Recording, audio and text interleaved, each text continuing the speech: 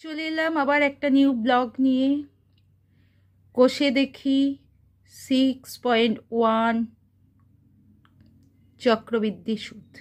আগের দিন আমি একটা অঙ্ক করেই দিয়েছিলাম 10 কি ছিল বার্ষিক 7.5% সুদের হারে 12,000 টাকার 2 বছরের চক্রবৃদ্ধি সুদ ও সরল সুদের অন্তর নির্ণয় করি।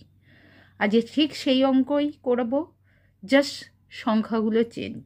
আমি আশা করছি যারা আগের ক্লাসে আমার এই ভিডিওটা দেখেছো তারা অবশ্যই শিখে গেছো, নিজেরাই করে নিয়েছো। যারা নতুন আরেকবার বুঝে নাও। আর আগের অঙ্কগুলো দেখতে গেলে আগের ভিডিওগুলো দেখতে হবে, আর বন্ধুদের শেয়ার করো আর সাবস্ক্রাইব করো। তাহলে কি আছে পরের অঙ্কটা?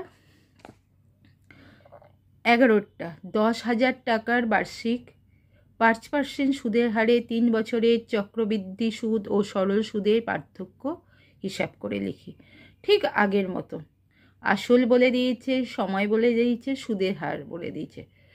সরল সুদ বার করব, চক্রবৃদ্ধি সুদ বার করব, তাদের পার্থক্য মানে দুজনকে বিয়োগ দেব। দিলে অবশ্যই কি বলেছি, চক্রবৃদ্ধি সুদ বেশি হবে, কারণ সুদের সুদ বেরোয় বেশি হবে, সেইটা দেখাবো। দেখো অঙ্কটা কীভাবে লেখা আছে অলরেডি। আসল সমান 10,000 টাকা, সময় 3 বছর, বার্ষিক সুদের হার 5%। সরল সুদ তাহলে কি 3 বছরের মোট সরল সুদ। কি ফর্মুলাটা? PTR/100 টাকা। সবাই জানো ফর্মুলাটা। যারা জানো না বা নতুন জয়েন করেছো তারা কষে দেখি 2 সরল সুদের অঙ্কগুলো দেখবে, সেখানে সূত্রগুলো সব বুঝিয়ে দেওয়া আছে। পি হলো কি 10,000, টি কত 3 বছর, আর বার্ষিক সুদের হার 5%, তলায় 100 টাকা। এবার আমি কাটাকুটি করছি। 0 0 0 0, 3 5 15, 1500 টাকা। এইটা কি হলো? সরল সুদ হয়ে গেল। এবার 3 বছরের কি বার করতে হবে? যৌগিক সুদ। কিন্তু আমি ডাইরেক্ট যৌগিক সুদ বার করতে পারি না, কারণ সেই সুদ তো আমার কাছে নেই। তাই 3 বছরের সমূল চক্রবৃদ্ধি সুদ, সমূল চক্রবৃদ্ধি সুদ মানে সুদ আসল মিলে। ঠিক আছে? কি পি ব্র্যাকেটে 1 + R/100 পাওয়ার n টাকা। এর সূত্র দেখতে গেলেও কষে দেখি 6 চক্রবৃদ্ধি সুদের সূত্রগুলো বা প্রথম ব্লকটা দেখে নিও, তাহলে বুঝতে পেরে যাবে। পি হচ্ছে 10,000 টাকা, 1 + 5/1 100 0 মানে 100 3। তাহলে কি হচ্ছে 10,000 টাকা 100 + 5 নিচে 100 কিউ ইকুয়াল টু 10,000 টাকা 105/100 কিউ সমান 10,000 টাকা ইন্টু 105 ইন্টু 100 3বার লিখব, কারণ পাওয়ার কিউ, কিউ মানে কি 3, তাই 3বার লিখব। লিখছি 3বার, লিখলাম 1 1 1 1, দুটো দুটো শূন্য কেটে গেল, এই শূন্য এই শূন্য এই শূন্য এই শূন্য। এবার 5 দিয়ে কাটাকুটি যেত, আমি কাটছি না কেন, সেইটা এর আগেও আমি শিখেছি। দশমিক থাকলে সহজে ভাগ করতে অসুবিধা হয়। আমি 5 দিয়ে কাটলে ওখানে 21 বেরোতো, আর এখানে 20, আবার 5 দিয়ে কাটলে 4 বেরোতো, আর ওখানে আবার 21 21 21 গুণ করতে সুবিধা হতো, কোনো অসুবিধা নেই। কিন্তু ব্যাপারটা হতো আমাকে আবার 4 দিয়ে ভাগ করতে হতো, তাই আমি ডাইরেক্ট গুণ করে তলায় আমি 100 রাখছি। যা গুণফল হবে তা থেকে 2 ঘর সরিয়ে নেব। দেখো গুণটা করে লিখছি। দেখো 3টে 105 গুণ করতে 11,57,625 টাকা হলো। দুটোর পর দশমিক, তাহলে 11,576.25 টাকা। ভাবছি এত টাকা কি করে হলো? এটা কিন্তু সুদ নয়, সুদ আসল মিলিয়ে। তাহলে 3 বছরের, ওটা সমূল চক্রবৃদ্ধি সুদ, 3 বছরের কী বার করব, 3 বছরের চক্রবৃদ্ধি সুদ, অনলি চক্রবৃদ্ধি সুদ। ঠিক আছে, তাহলে কি 11,576.25 মাইনাস 10,000 করেছে। এটা চক্রবৃদ্ধি সুদ। সরল সুদ আর চক্রবৃদ্ধি সুদের পার্থক্য বা অন্তর কত? আমি বারবার বলেছি চক্রবৃদ্ধি সুদ বেশি হবে, কারণ 1 বছরের পর থেকে সুদটা আসল হতে থাকে, অনবরত সুদ আসল হয়ে যায়, ঘোরে, চক্রবৃদ্ধিতে ঘোরে। তাহলে 3 বছরের চক্রবৃদ্ধি সুদ ও সরল সুদের পার্থক্য কি হচ্ছে? 1576.25 টাকা থেকে 1500 বিয়োগ দিচ্ছি, তাহলে কত হচ্ছে? 76.25 টাকা। তাহলে এইটাই হচ্ছে উত্তর। কত হচ্ছে? 76.25 টাকা, এইটাই উত্তর। তাহলে বুঝতে পারলে 3 বছরের চক্রবৃদ্ধি সুদ ও সরল সুদের অন্তর 76.25 টাকা। এইটা অ্যাকচুয়ালি এই 3 বছরের প্রথম বছর তো সেম হবে, প্রথম বছরে যে সুদটা পেয়েছি তার দ্বিতীয় বছরে যে সুদটা পেয়েছি, এই দুটোর সুদ, তাই এত বেশি হচ্ছে। 12 অঙ্কটা দেখো কি আছে। বার্ষিক 9% সুদের হারে কিছু টাকা 2 বছরের চক্রবৃদ্ধি সুদ ও সরল সুদের অন্তর 129 টাকা হলে ওই টাকার পরিমাণ কত? অর্থাৎ আসলটা আমায় জানতে চেয়েছে। আগে 10 বা 11 যেটা করলাম আসল বলে দিয়েছিল, তা থেকে চক্রবৃদ্ধি সুদ আর সরল সুদের অন্তর বার করেছিলাম। এখন সেই অন্তরটাই বলে দিয়েছে, আসলটা বার করতে হবে। অর্থাৎ আগের যেইটা প্রশ্ন ছিল সেইটা এখন উত্তর, আর আগের যেইটা উত্তর ছিল এখন সেইটা প্রশ্নে আছে। তাহলে আমি কি করে বার করব সেইটাই তোমাদের দেখাতে চাইছি। মন দিয়ে দেখো, জিনিসটা খুব সহজ বুঝতে পারো। তোমাদের জন্য অঙ্কটা আমি অলরেডি কষে ফেলেছি, কিন্তু তোমাদেরকে বোঝাচ্ছি। যেহেতু আমি আসলটা জানি না, যেহেতু আমার সূত্র একটাই কম্পাউন্ড ইন্টারেস্টের, অর্থাৎ চক্রবৃদ্ধি সুদের সূত্র একটাই, তাই আমি আসলটা ধরে নিয়ে কাজ করব। আসল সমান কত ধরি? x টাকা। সময় কত? 2 বছর। বার্ষিক সুদের হার 9%। প্রথমে 2 বছরের সরল সুদ বার করলাম। কত? 2 বছরের সরল সুদ PTR/100 টাকা। এটা কি সূত্রটা? ইকুয়াল টু পি কত? x, টি কত? 2, বার্ষিক সুদের হার অর্থাৎ আর কত? 9/100। গুণ করলে হচ্ছে 9 দুগুণে 18 x/100। আমি বলেছি অনেক জায়গায় সরল সুদে আমি দেখিয়েছি আমি কি করেছি, কাটাকুটি করব না, তাহলে 50 আসবে। আবার আমার সেই লসাগু করে ভগ্নাংশের যোগ বিয়োগে একটু সময় লাগবে, ভুল হবার সম্ভাবনা আছে, কিন্তু এইভাবে করলে আমার সহজেই হয়ে যাবে। অত ভগ্নাংশের যোগ বিয়োগটা তো আমি সহজে করে ফেলব। 2 বছরের চক্রবৃদ্ধি সুদ সূত্র কি? পি ব্যাকেটে 1 প্লাস R/100 ব্যাকেট শেষ n টাকা সমান x ইকুয়াল টু ব্যাকেটে 1 প্লাস 9/100 বাথা স্কোয়ার সমান x ব্যাকেটে 100 plus 9/100 power square. x equal to কত হচ্ছে? 109/100 স্কোয়ার। তাহলে কি হচ্ছে? x ইন্টু কি হচ্ছে? 109 ইন্টু 109 গুণ করলে কি হচ্ছে? 1188 গায়ে 4টে শূন্য।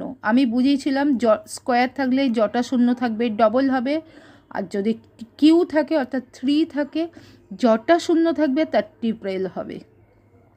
অর্থাৎ এখানে দুটো আছে, ডবল হচ্ছে 4টে, কিউ থাকলে হতো 6টা। তাহলে 109 গুণ 109 গুণ করলাম 11881, এইটাই যা গুণ করতে হলো, বাকি তো এমনি বসে গেল, এই জন্যে শূন্য কাটি না। এবার 11881 x/100। এবার কি হচ্ছে?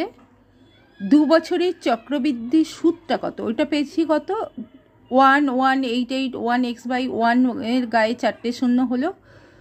চক্রবৃদ্ধি সুদ আসল পেয়েছি, তাহলে শুধু সুদটা কত হবে? তাহলে চক্রবৃদ্ধি সুদ আসল থেকে আসলটা বাদ দেব, সেইটাই 2 বছরের চক্রবৃদ্ধি সুদ কত হচ্ছে 118881 মানে 10,000 মাইনাস এক্স টাকা। লসাগু করলাম, খুব ইজিলি হবে কারণ 10,000ই লসাগু। 118881 এক্স মাইনাস 10,000 এক্স টাকা সমান বিয়োগ করলে কি হচ্ছে 1881 এক্স বাই 10,000 টাকা। এইটা 2 বছরের চক্রবৃদ্ধি সুদ। আর 2 বছরের সরল সুদ কি বার করেছি 18x বাই 100। এবার হচ্ছে 2 বছরের চক্রবৃদ্ধি সুদ আর সরল সুদের পার্থক্য কি হবে? সুদের পার্থক্য হবে 1881x by 10,000 minus 18x by 100 টাকা। বিয়োগ, সিম্পলি বিয়োগ। তাহলে আমি এলসিএম করলে বা লসাগু করলে 10,000 হচ্ছে 1881x মাইনাস 18, এখানে দুটো শূন্য কম তাই 1800x টাকা, বিয়োগ করলে কত হচ্ছে 81x বাই 10,000 টাকা। এই বিয়োগটা করলাম, নিশ্চয়ই বুঝতে পেরেছ, ভগ্নাংশের বিয়োগ করলাম। এবার এই টাকা সমান ওরা বলে দিয়েছে কত 129.60 পয়সা। তাহলে শর্তানুসারে 81x বাই 10,000 ইকাল টু 129.60 টাকা, বা 81x ইকাল টু 129.60 ইন্টু 10,000 টাকা। এরপর x ইকাল টু কি হচ্ছে 129.60 ইন্টু 10,000 বাই 81, দশমিক তুলে দিলাম, তাহলে 100 হলো। 100-এ একটা শূন্য, 60-র পাশে আছে একটা শূন্য কাটলাম, আর এখানে একটা শূন্য কাটলাম, আর ওখানে 10,000-এর একটা শূন্য কাটলাম, এখানে আর একটা শূন্য কাটলাম, তাহলে নিচের 100 কেটে গেল। যে সংখ্যা আছে 100% 9 দিয়ে যাবে, তাই 9 দিয়ে কাটাকুটি করছি। 9কে 9, 3 39, 4 লং 36, 3 রইল 36, 4 লং 36, আর এখানে 9 নং 81। আবার এই 9টা কাটলাম, 1 হলো, আর ওখানে 144কে 9 দিয়ে কাটলে 16 হয়, তাহলে এখানে ছিল 1000, তাহলে 16 ইন্টু 1000 কত হচ্ছে 16,000। তাহলে ওই টাকার পরিমাণ কত? ওই টাকার পরিমাণ হলো 16,000 টাকা। অবশ্যই তোমরা বুঝতে পেরেছো, আমি খুব সহজভাবে অঙ্ক করে দিচ্ছি। অবশ্যই আমার চ্যানেলটাকে সাবস্ক্রাইব করো, বন্ধুদেরও শেয়ার করো, যাতে তারাও সহজে অঙ্ক বুঝে যায় এবং পরীক্ষায় প্রচুর নম্বর পেতে সাহায্য করে, তার ব্যবস্থা আমি করে দেবো। আমারটা খালি তোমরা দেখো আর শেয়ার করো। যারা একদম ভাবো যে অঙ্কে ফেল করব, কিছু পারবো না, তারাও কিন্তু অঙ্কে পাস করে যাবে। যারা মিডল আছো, ভাবছো যে আমরা মোটামুটি পাস করবো, তারা একটু ভালো পাবে। আর যারা ভালো স্টুডেন্ট, তারা একদম 100% পাওয়ার জন্যে অবশ্যই আমার ব্লগটি দেখো এবং শেয়ার। বার্ষিক 10% হারে কিছু টাকার 3 বছরের চক্রবৃদ্ধি সুদ ও সরল সুদের অন্তর 930 টাকা হয়, তবে ওই টাকার পরিমাণ কত হবে লিখি। একই অঙ্ক, আগের মতো। আগেরটা 9%-এর বদলে এখন এসে 10%। আগে 2 বছর ছিল, এখন 3 বছর। আগেও চক্রবৃদ্ধি সুদ আর সরল সুদের অন্তর 129.60 টাকা ছিল, এখন হয়েছে 930। প্রসেসে হবে দেখাচ্ছি। তাহলে ধরি আসল সমান x টাকা, সময় 3 বছর, বার্ষিক সুদের হার 10%। 3 বছরের সরল সুদ কত? PTR/100। আমি সবসময় বলি যে সূত্রটা লিখবে, তাহলে টিচার ইমপ্রেসড হবে এবং কোথাও স্কোপ দিবে না নম্বর কাটার। P হলো x, T হলো 3 আর 10, তাহলে হচ্ছে 100। এখানে আমি কাটতেই পারি, একটা শূন্য শূন্য, আমার শূন্য শূন্য কাটলে কোনো আপত্তি নেই, কারণ 10-এর গুণিতকে আমার গুণ করা ভাগ করা সবই সহজ। 3 বছরের সমূল চক্রবৃদ্ধি সুদ P1R প্লাস 100/n টাকা। P হলো x, 1 প্লাস 10/100/3 টাকা। এই শূন্য কেটে দিলাম, সমান এক্স 10 প্লাস 1/10 কিউ সমান এক্স 11/10 কিউ সমান এক্স ইন্টু 11 গুণ করলে 1331/1 গায়ে 3টে শূন্য, কিউ আছে তাই, আর 3টে 11 করলে এত টাকা, অর্থাৎ 1331x/1 গায়ে 300 টাকা। তাহলে আমি যেইটা পেয়েছি সমূল চক্রবৃদ্ধি সুদ, তাই 3 বছরের চক্রবৃদ্ধি সুদ কি হবে, সমূল চক্রবৃদ্ধি সুদ থেকে আসল বাদ দিচ্ছি, তাহলে হচ্ছে সমূল চক্রবৃদ্ধি সুদ, এটা লসাগু করছি 1331x, আর এটা কত হবে 1000x। বললাম না 10-এর গুণিতক থাকলে খুব সুবিধা হয় করতে, 331x/1000 টাকা। তাহলে এইটা কি বেরোলো, 3 বছরে চক্রবৃদ্ধি সুদ। এবার আমাকে পার্থক্য বার করতে হবে, তাহলে 3 বছরের চক্রবৃদ্ধি ও সরল সুদের পার্থক্য 331x/1/1000 মাইনাস 3x/10 টাকা। 1 গায়ে 3টে শূন্য, 331x, আর এইটা হচ্ছে 10-এর গুণিতক, দুটো শূন্য বেশি, তাহলে 300 হবে, 300x সমান 31x বাই 1 গায়ে 3টে শূন্য। শর্তানুসারে 31x/1000 সমান 930 টাকা, ওরা বলে দিয়েছে, ঠিক আছে। और x इक्वल टू 930 इंटू এটাকে উল্টে দিতে পারি বা আলাদা আলাদা করেও লিখতে পারি, আমি উল্টে দিলাম। 30 দ্বিগুণ 3 একে 3, 3 তিরিকে 9, 3 31 93, তার পাশে শূন্য বসে গেল, और x সমান 30,000 টাকা। উত্তর টাকার পরিমাণ 30,000 টাকা হবে। বুঝতে পারছো, সেম অঙ্ক দুটো করালাম, 13 আর 12।